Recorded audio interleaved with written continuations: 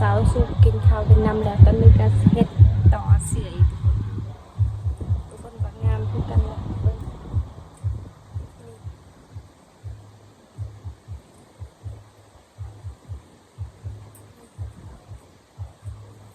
ยังไม่ทันแล้ว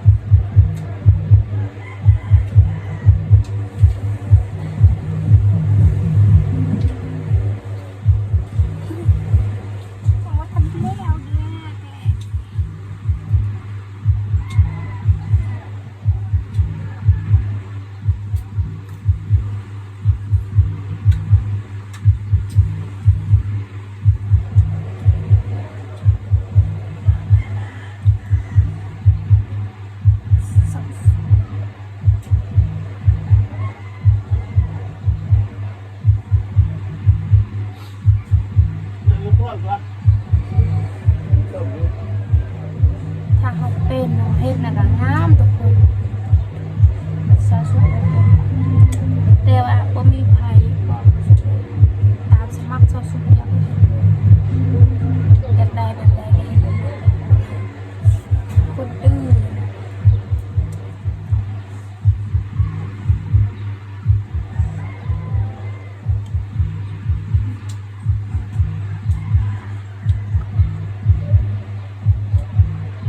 คนดื้อก็ต้องเมืองเขาดื้อ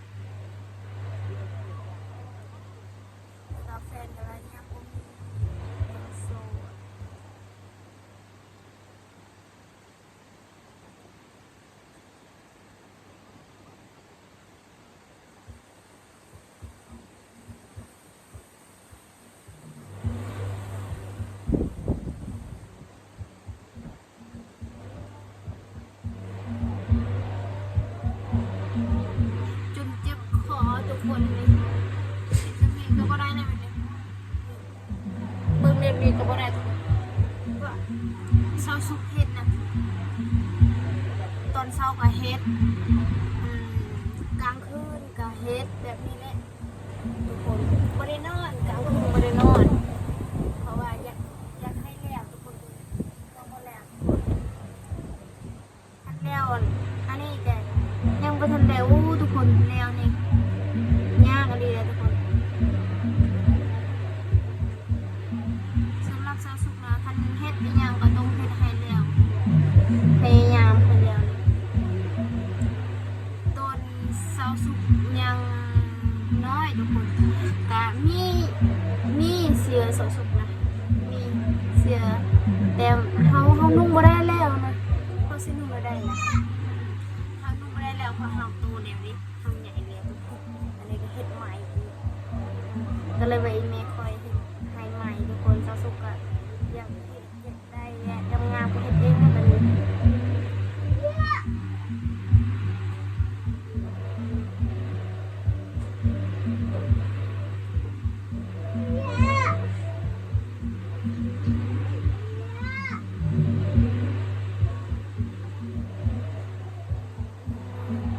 สำหรับตัวสุข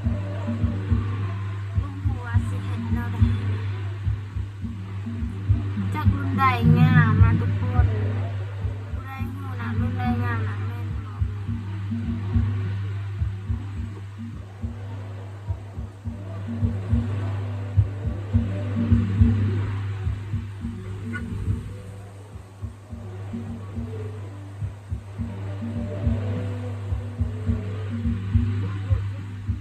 ทุกคนก็เห็นชาวสุขเฮ็ดแบบนี้นะ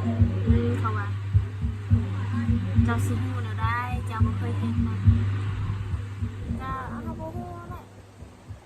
ให้เฮาบ่ฮู้เฮาบ่อยากเฮ็ดเฮาก็ให้บ่เป็นทุกคนยังเฮาก็ต้องเรียนก่อนแต่สำหรับชาวสุขนะ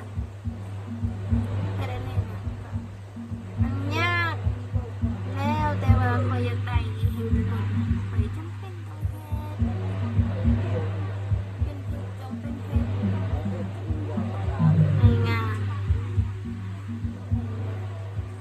อยากมากโอ้ยคันเลยทุกคนคันแบบนี้ตลอดนะเก่าๆนะเราดูมันชิวจะออกมันจะไม่ซื้อออก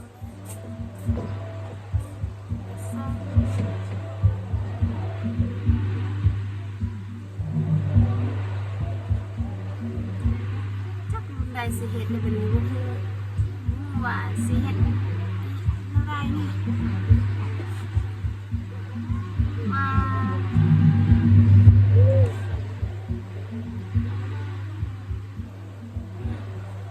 สู้ๆสิเฮ็ดเลยเป็นทุกคน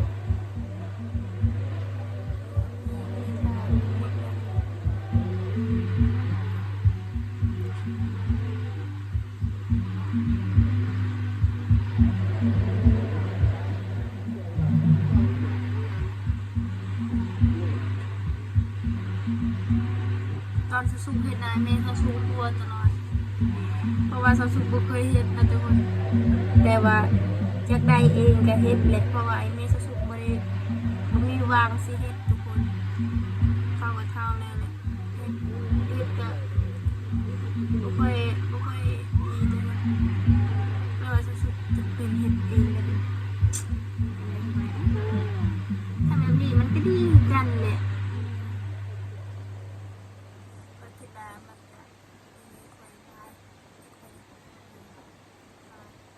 นี่ว่าจะเสร็จก็นั่นมาทุกคนคอยเบิ่งคือสิบ่เป็นแหละเห็นไหมทุกคน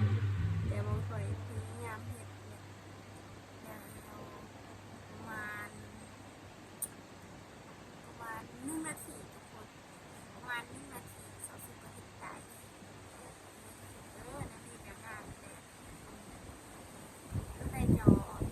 เป็นจอเฮ็ดแล้วนะ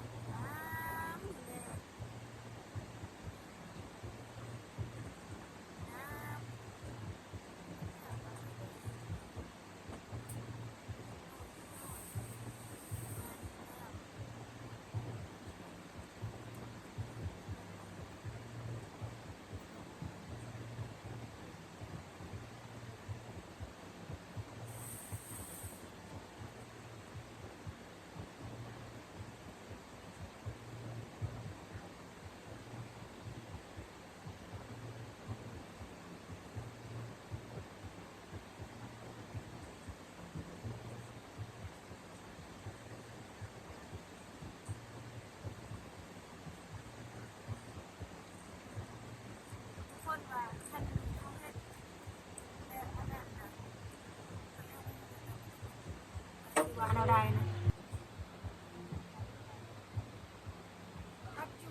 มันก็เหนื่อยทุกคนอยู่แบบนี้เลย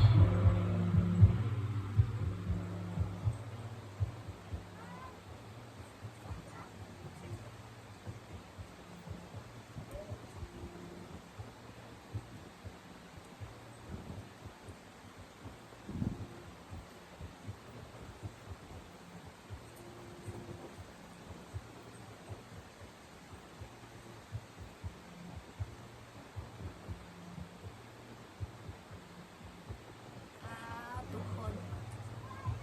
ตอนเช้าทุกคนอีเมคอยเอิญคอยเลยคอยกะเจ็บคอนะคืนนี้คอยนอนมาหลับทุกคนคอยนอนประมาณ10 โมงประมาณ10 โมง11 โมงนะทุกคนตอนเช้าอีเมคอยเอิญคอยสาวสู้ยังบ่ลุกอีกยังสินอนต่อเจ้าไปตักน้ำตามเขาน้ำก็บ่ค่อยบ่ได้ตักน้ำก็ค่อยบ่ได้ไปตักเลยทุกคนก็ยังนอนให้แบบว่าง่วงนะจะมีค่อยกับไปไหวค่อยแหละมีทีนึงก็ตำเขามีที่ช่องไปตักน้ำทุกคนเขาว่าจะใช่เนาะลูกสาวคือบ่ได้ไปตักน้ำเพราะว่าสาวสุขนอนบ่หลับทุกคนนอนบ่หลับก็เลยบ่ได้ไปตักน้ำจากนั้นแม่สาวสุขก็ไปตักเองแหละแบบนี้คนอื่นมีแต่มีฮงเซทุกคนแต่สาวสุขสิหาอยากได้ฮงเซอยู่ซะสิได้ฮงเซไม่ได้ทุกคนบ่มีเงินมีแล้ว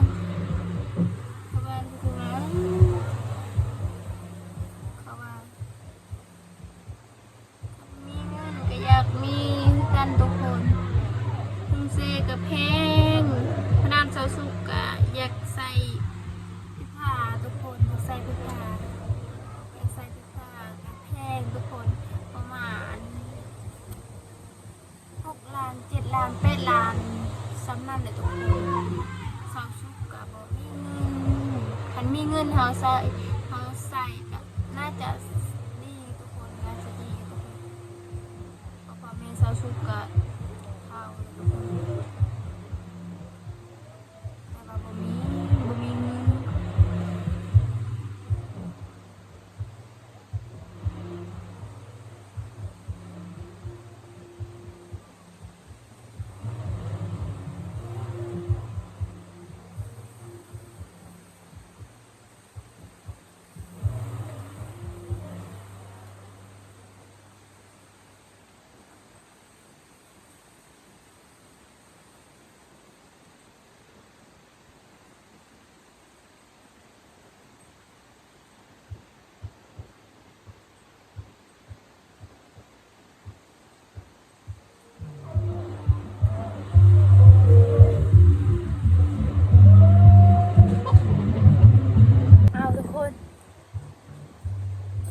ก็จบที่นี่ก่อนทุกคนผู้ใดเห็นคลิปนี้ก็ฝากกดไลค์กดแชร์เด้อฝากกำลังใจให้ซาวสุขเฮ็ดคลิปต่อไปทุกคนซาวสุขยังโสดเด้อยังบ่ทันมีผัวเด้อทุกคนอย่าเข้าใจผิดเด้อฝากกำลังใจให้ซาวสุขเฮ็ดคลิปต่อไปทุกคนบ๊ายบาย